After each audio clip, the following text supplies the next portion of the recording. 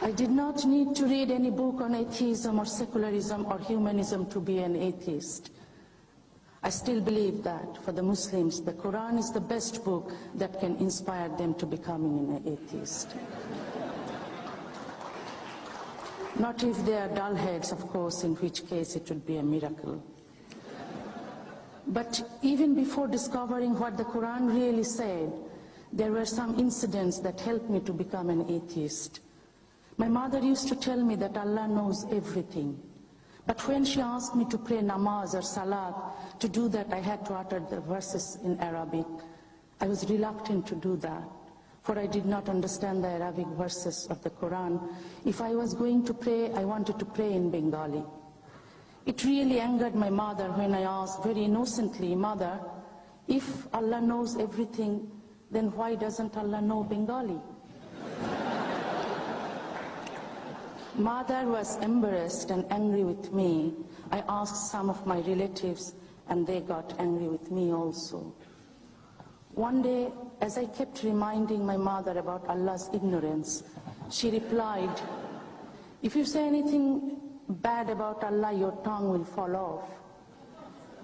I was 8 and had no idea that anyone's tongue could do that. So I went to the bathroom, locked the door, and said, "Allah is a son of a bitch."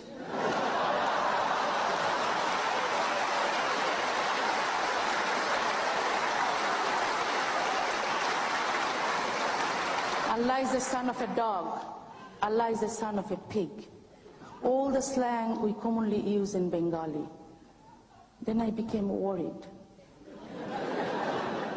Maybe my tongue really would fall off. However, a minute passed, then 2, then 5 minutes, and my tongue was still there. I understand right there and then that I could say anything about Allah and my tongue would stay in my mouth. I understood my mother was wrong. Islam does not consider women to be a separate human being.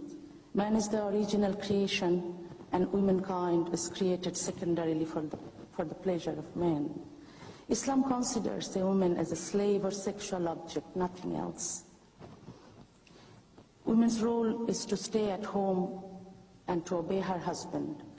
Women are considered weak, so they should be taken care of. Their body and mind, their desire and wishes, their rights and freedom must be controlled by men. Islam treats women intellectually, morally, and physically inferior. In marriage, Islam protects the rights of men and men only. Once the marriage is consummated, women have no rights whatsoever in this field.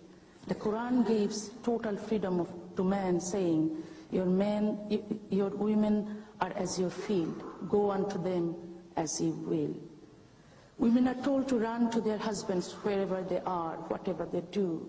It is their duty. The Hadith says that 2 prayers that never reach the heavens are, number 1, those of the escaping slaves, and number 2, those of the reluctant women who frustrate their husbands at night.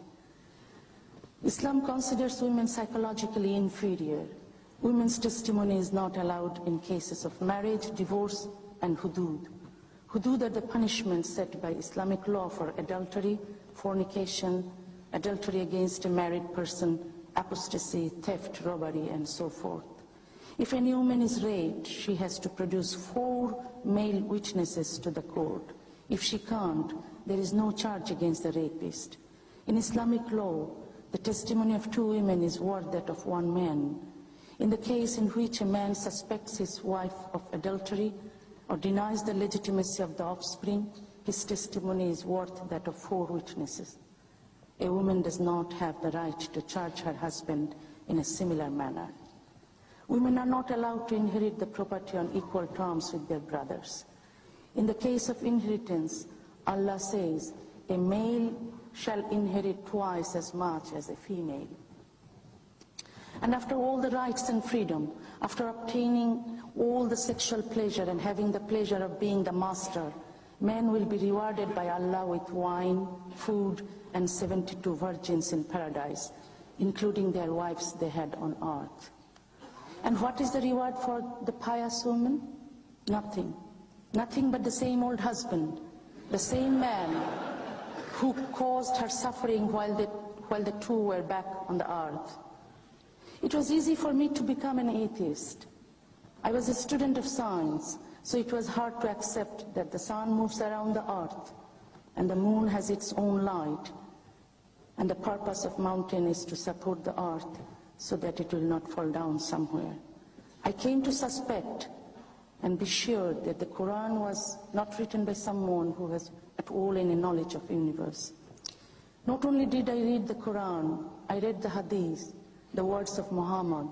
I found different events of Prophet Muhammad's life in which, when he had problems, Allah was able to solve them right away. For example, when he was sexually aroused after seeing his daughter-in-law, Allah sent him a message saying that he could marry her because his son was adopted and thus not his real son, so that marriage was therefore justified. Further, he created a new rule that Muslims would not be allowed to adopt any children.